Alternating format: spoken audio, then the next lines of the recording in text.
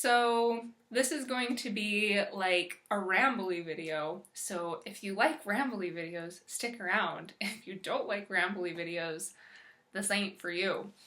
I have been on a kick of watching a lot of my friend Imogen's videos lately. If you are in the tarot community, maybe you are already familiar with her. I'll put a link somewhere here to her YouTube channel.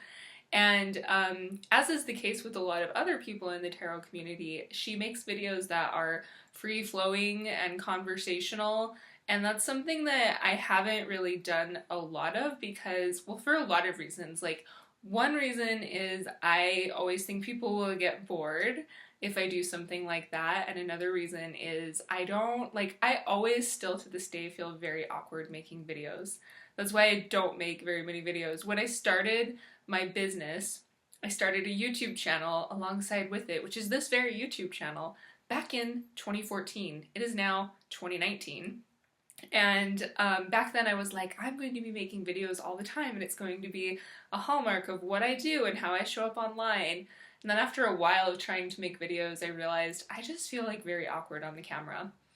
A few things that I have realized that help me with feeling less awkward on the camera. One is I used to use like a nice fancy camera and like set it up on the tripod and get the lighting all right and film the video and make it look all nice.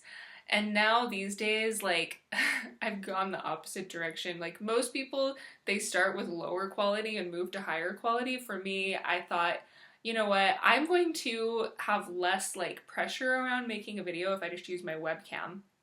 So that's what I use, like, most of the time. Most of the past few videos I've made, including this one, I use my webcam.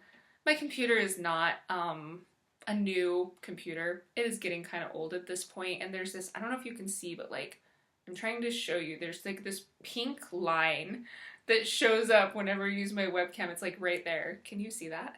Oh, look at me go. Look at me rambling. I'm making a rambling video. I'm doing it. Okay, so I do want to have some space to just talk about what comes up in this video, but I also do have a particular topic in mind that I'm going to talk about to some extent in this video, which is going to be about the type of person who receives a tarot reading. This is something that's been on my mind a lot lately for a few reasons. One is that I think so if you are part of the tarot community, it's a different thing than if you are like a commoner. If you are like just a person who is an average Joe and doesn't really know anything about tarot, those two groups of people are probably going to have a different perspective on who it is that receives a tarot reading. But even within like the world of the tarot community, there's such a vast array of people and a vast array of perspectives on why people choose to receive a tarot reading. But I want to talk a little bit about mostly what I'm able to do is talk about my perspective, the type of clients that I have, because I have been reading tarot professionally for, well, now I'm coming up I'm coming up on 5 years within the next couple of months that I've been reading tarot professionally. Before I go too much further into that, since this is a rambling video, another ramble is, look at this sweater that I'm wearing. I was on Instagram last week and I saw a post from Jessie Huntenberg, another glorious member of our tarot community that many of you probably know. And she was talking about how because right now there's this Marie Kondo show, which is huge on Netflix and so many people are watching it, and so many people are in turn getting rid of great stuff.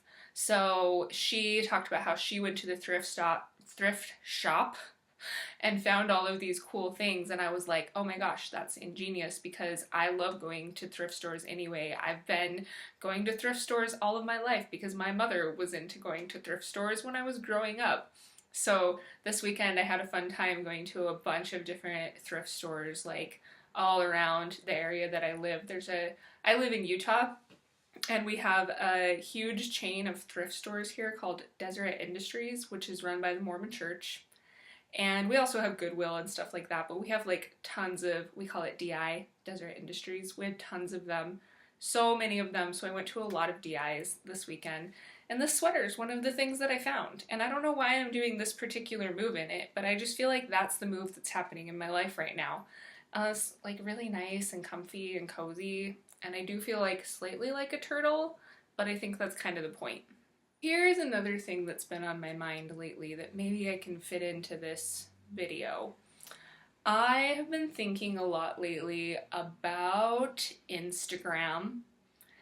I got off Facebook about a year ago. It's been a little over a year now. It was like the very beginning of 2018. I deleted my personal Facebook account, and then not long after that, I got rid of my business Facebook account as well. Well, technically the business account is still there. I just put up a post saying, hey, I'm not using Facebook anymore. So I have, for a long time, as many of us have, had a complicated relationship with social media.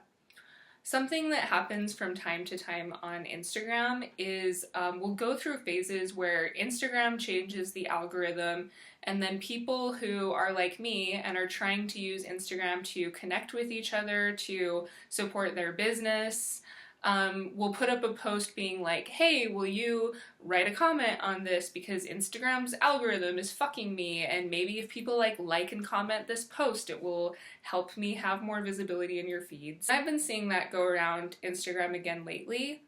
I don't at all have anything against people doing this. I totally get where it's coming from, because I have had a lot of moments where I get bummed out about like, oh, you know, I put this pretty picture and this really heartfelt caption on Instagram, and then I feel like barely anyone sees it. And every once in a while, I'll have someone message me and say like, I'm following you on Instagram, but I haven't seen a post from you in like 6 months. And that is very discouraging. However, what I've been thinking about lately, like when I've started seeing this most recent round of people talking about Instagram and the algorithm and visibility, is for me, it's starting to feel more and more like a message from the universe, perhaps we could say, that maybe like a lot of us have been putting way too fucking much time and energy into Instagram, and maybe there are better places that we could be directing that time and energy. I need to get better at taking my own advice on this, because social media, Instagram being no exception, is designed to keep you coming back. All of these goddamn bullshit changes to the Instagram algorithm that we all don't like, most of us, they seem like very unpopular with the user base, but Instagram is not just like throwing shit against the wall. They're making changes that they think, and they're probably right, will keep you using Instagram more. Something that I've seen people talk about lately that I think is really important for all of us to remember when we use social media is that we are not the, we are the consumer, but we're also the product. That's the thing with Instagram. That's the thing with social media. This is why it is free for you to use it, because you are then a pair of eyeballs held captive and somewhat like maybe even having some level of addiction. I don't want to really use the word addiction because that's very contested about what that means, but having some level of like feeling like you need to keep coming back to this app, to this site. And guess what? Then you are a pair of eyeballs taking in all of these advertisements. That's why Instagram doesn't really care and doesn't really need to care from a business perspective if we are all up in arms about their algorithm, because they're making money. And by changing the algorithm, they probably are making it so they're making more money.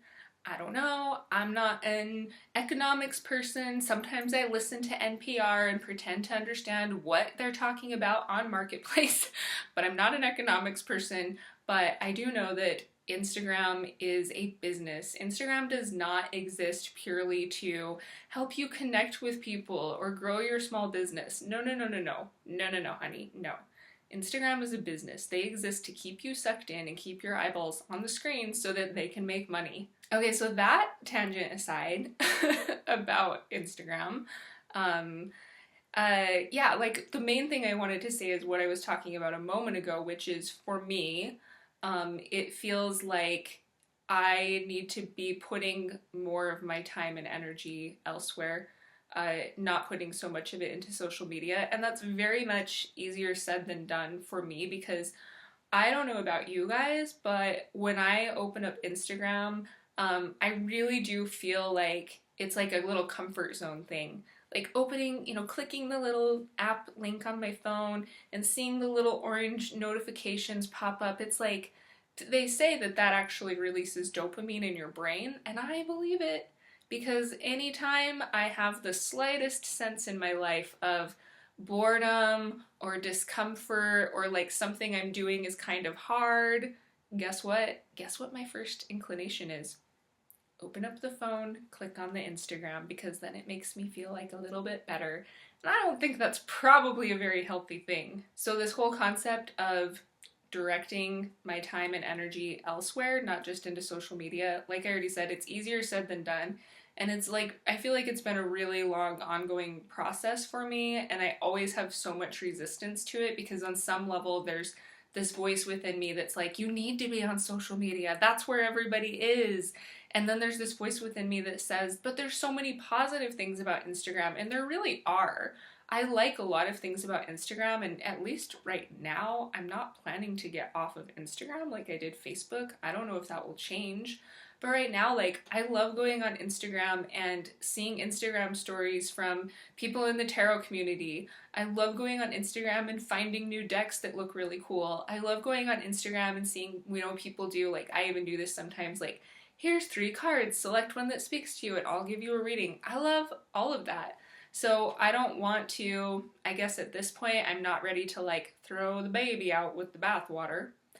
But I do feel like our time and energy on this earth is limited, and when I think of how much of my time and energy goes into Instagram, it's a little bit unnerving. I'm still trying to figure out what this will look like for me, and I still have a lot of resistance to even committing, like really devoting myself to saying I need to take more of my time and energy away from social media and put it into other avenues. It's still, there's part of me that's like, meh, but do I though? Because that sounds hard. And it is hard. It is hard for all of the reasons I already discussed. But something I do feel is a positive thing in my business, and something I feel maybe this is part of what I'm being pulled to put more care and attention into, is my mailing list. I have a mailing list. If you don't know, you can get on it. Get on it. I promise you I am not on any substances right now. I am just like a weirdo today. I don't know why. I'm actually a weirdo most days. I don't know if a lot of people know that about me, like people who just know me online, but if you know me in real life, I'm a weirdo most days. Anyways, if you want to get on my mailing list, I used to do weekly. Lately, for the past year or so, it's slipped into every other week, and sometimes even less than that I put up blog posts, and then I send out the blog posts via email, and I also add other things into my newsletter. Like, my newsletter is where I probably talk the most about my inner thoughts and feelings, and I probably get the most reflective there. So I think that that's probably one avenue that I'm being called to direct more energy and time and attention into, instead of putting it so much into Instagram. One reason I think that is the truth is, if you think about, like, if you are also a person who has some type of business or some type of online presence, I feel like the people who are the most invested in you and your message and your creativity and your energy are probably the people who go to the length of signing up to receive emails from you. Just following someone on social media, it doesn't feel as intimate as like allowing them into your inbox. So I feel like the people on my mailing list are I don't want to say like the people who matter most, because that sounds like, I know some people just, they don't like mailing lists or they, whatever. But to me, I feel like generally speaking, that's where my, like, the strongest element of my connection is with my people, is through my mailing list. So I'm trying to think about ways I can put more attention into that this year. One thing I absolutely want to do, I need to just do it because I already have the vision and I know what it's going to be. But I'm very hopefully soon, Carrie, do it, Gotta give myself a pep talk. Hopefully very soon I want to create a new free gift for my email newsletter subscribers. I have a free gift right now. It's like a short little ebook that I put together, but that is honestly like quite old, and I don't know. I mean, I think some people like it, but when I don't know, like I just feel like it's time for something new. And I have an idea in mind for a free gift which I'm excited about and I think people will like. So, as with everything in life, it's just about prioritizing it and creating the space to make it happen. So I gotta follow my own advice and do that. This is fun. Like, I'm enjoying making a rambling video. I don't know if anyone's going to listen to it or watch it, but this is like, maybe I'll do this more. I don't know. Okay, my lighting is not great. It is wintertime, and the sun is a very fickle companion at this point in the season. But, okay, so I now want to talk a little more about what I mentioned earlier, which is this idea of the types of people who receive tarot readings. So, as I was thinking about talking about this, I went back and forth on how specific I should get with why this has been on my mind. But I decided like there's really no way to talk about it without giving you some context. So I went on like a little bit of an internet rabbit hole, as I tend to do, a while back, and I came upon the blog of another member of our tarot community. I will put a link to the blog post below here. First of all, I want to say that I don't want to make it sound like I am trying to argue with this person by any means, because this is someone I actually follow her on Instagram, and I have for a long time, and I really like her, and I actually think she did bring up some really good points in this blog post. But there are a few things, actually one particular like portion of this blog post that when I read it, I was just like, what? That is not in line with my experience. So I can't, like, this was a while ago when I stumbled on this, and I keep thinking about it. So I decided that I need to just like get it off my chest and talk about it a little bit. So you can read the entire blog post if you'd like. Like I said, there's a lot of really good points in here. The whole topic of the blog post is titled "Everything Wrong with Professional Tarot, Readers in Crisis, and Spiritual Counselors with Mental Illness." And so in this post, she talks a lot about the ethics of being a professional tarot reader. And one thing she talks about a lot, which I think is a really good point, is that in the world of tarot, there are not a lot of regulations about ethics. So every tarot reader you go to might have a different opinion of what their particular ethics are that they choose to adhere to. And I do think that's a good point. And I think that some responsibility, of course, then naturally has to fall with you when you are a seeker, that when you are going to a tarot reader, that you're going to someone that you know something about. I personally don't get tarot readings from people unless I have built a level of trust with them.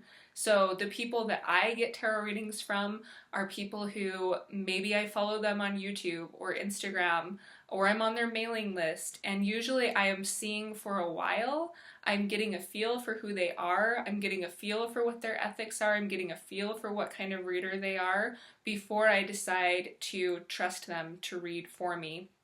And I do think that to some extent that's just kind of how it is. You know, as a seeker, there is some responsibility that lies with you in making sure that you are getting a reading from someone that you really do trust and that you feel like they have a foundation of ethics. There's also some thoughts in this blog post about tarot readers who have their own mental illness journeys and who are in turn reading tarot for other people. And honestly, right now I don't even want to start responding to that part, because I do have a lot of thoughts about that part, but I feel like that would require me to, I don't want to just be in a rambling video talking about that. I would want to really put some thought and make sure I'm phrasing things accurately, so I'm just going to put a pin in that for now. And the woman who wrote this is a psychologist, so she talks a lot about the difference between going to a trained professional counselor versus going to a tarot reader.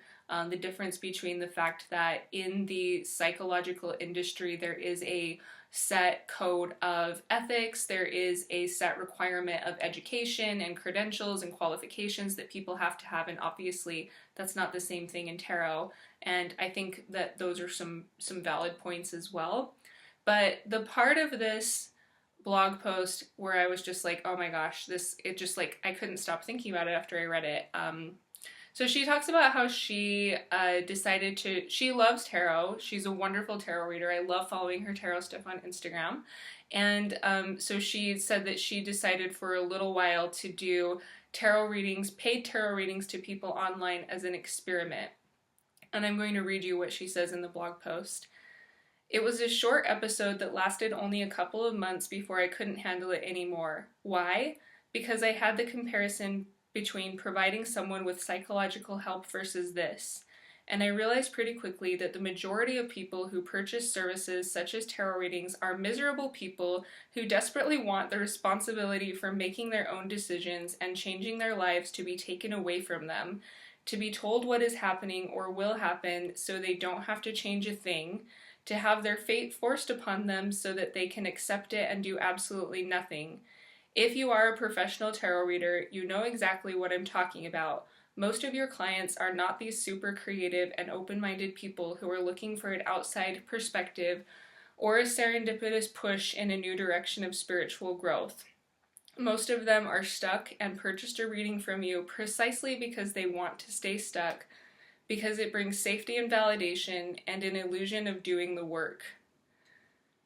I don't know if you could like see it in me as I was reading that, but it felt like a sucker punch to my soul when I first read that, and like reading it again, it still feels that way. And it also feels completely and utterly out of alignment with my experience as a professional tarot reader. I am one of the professional tarot readers who, I will tell you with 100% certainty from the bottom of my heart, that the majority, actually at this point in my path, in my tarot reading career, like I would say all of my clients are the creative, the open-minded, the people who are looking for some type of synchronicity, some type of guidance. I do not have clients that like want their personal power taken away from them. I will not say that such people do not exist. I will not say that such people do not ever seek out tarot readings.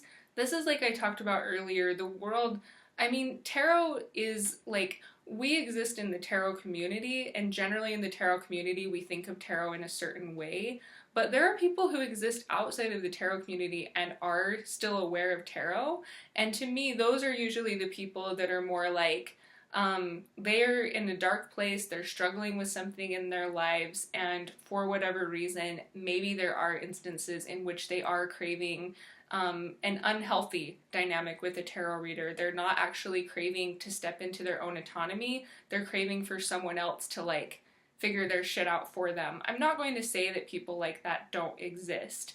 In fact, I talked earlier about how I'm not on Facebook anymore, but when I was on Facebook, I was a member of, there's a few like huge tarot groups on Facebook, and for the most part there's really cool stuff that happens in those groups. But because it's Facebook and because those groups are so big, I would occasionally see this type of person come in, like looking for a reading, and I would get that little ping right away, like, this is not a person who is in a good headspace to be receiving a tarot reading. I do not necessarily subscribe to the law of attraction. I think there is some major bullshit in some of the way people look at the law of attraction. But that said, I do think that there is some truth to the concept that like attracts like in the universe. And that is one of the reasons that I think I don't attract those type of clients. I think I've been reading tarot long enough that I put out a certain vibe to people who come across my blog or my Instagram or whatever it is. And I really feel, I know it's kind of woo-woo, but I really do feel that because of what I put out, that's why I think I receive clients who are amazing people, who are wanting to just tap into their own autonomy, who are living creative lives, who are, I'm gonna get a little bit worked up right now, but part of it's because, oh my gosh, so I don't often like gush about my clients because I feel like sometimes that comes across as a little bit disingenuous. It comes across as a little bit of like, marketing-y, or I don't know why, but from the depths of my heart, I can tell you, my clients are like the fucking coolest people in the world. If you have ever been a client of mine and you are watching this, you are one of the fucking coolest people in the world. I have clients from so many different walks of life, but I would say that something they have in common is they are open-minded. They are people who are looking for perspectives, that they are open to modalities of wisdom that transcend the normal ways that our society believes that wisdom can be received and that wisdom can be applicable. They are people who are in touch with like some type of sense of meaning in their lives. There are people who feel like they're here for a reason on this planet. They are people who are very engaged in like the cosmic mystery of being a human. Those are the core traits that I think all of my clients have in common. I will say that I remember way back in the yesteryear, I mentioned earlier I started my business in 2014, and I started, a blog, and I started like putting things out, and that was kind of how I slowly got clients. But at the very, very beginning, when I didn't really have much of an online presence, and frankly back then I was still trying to find my own, I was still trying to really find who I am as a tarot reader. And I think to this day, like, that's always evolving, but I know a lot more now, even than I did then when I started reading professionally. But I will say that back then, like, there were a couple of times where I would have someone come to me who maybe fits in that category of not approaching tarot with the perspective that I would resonate with, where they're more of like giving up their autonomy. That was a learning experience because I learned how to communicate to people when getting a tarot reading was not a good fit for them, and perhaps try to articulate to them some different options that they would have, and also try to articulate to them like what I believe tarot is actually about and what mindset is the most beneficial to go into a tarot reading with.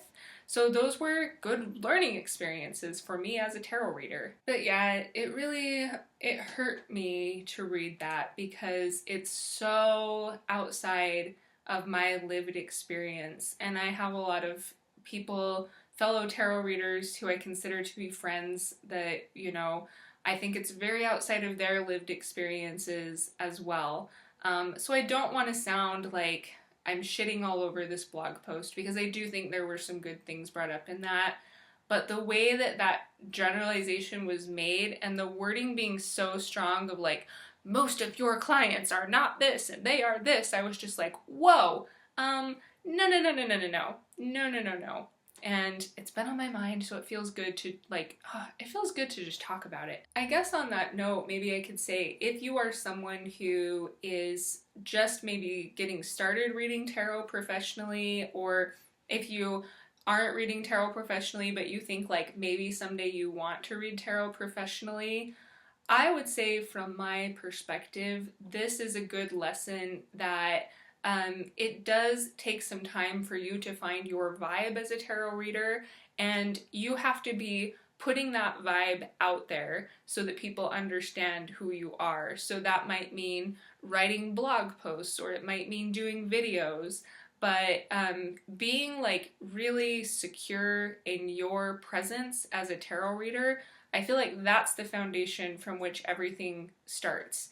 And I do feel now like I am at that point where that's pretty solid. Like I said earlier, it's still evolving, but I have a really clear understanding of who I am, what my values are, what my ethics are, what I am uniquely equipped to help my clients with, and what I am not uniquely equipped to help my clients with. I have a very clear understanding that I am a tarot reader and I'm someone who offers guidance and support, but I'm not a psychologist. So I I think, maybe someone would argue with me about that, but I think I have a clearly defined set of ethics, and I think my clients are amazing people. I seriously love my clients, and you will not believe like the variety of like external lives that my clients lead. Obviously, you can probably imagine that a lot of people who work with me are artists, photographers, writers, but I also have clients who are lawyers. I have clients who are engineers.